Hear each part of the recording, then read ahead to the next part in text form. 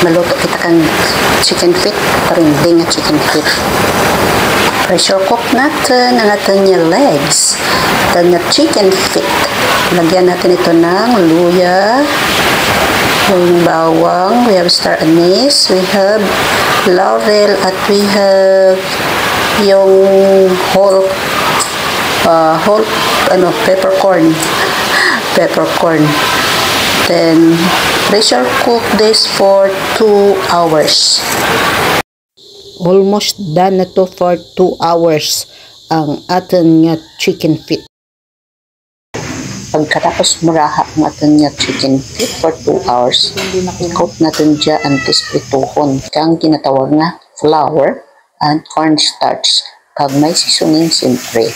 We will fry this first.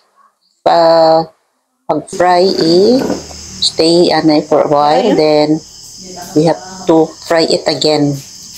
Makalawa natin itong i-fry. Then mabatyagan mo kung dawan mo ka hapos kang imo nga chicken feet ganun ganan yun.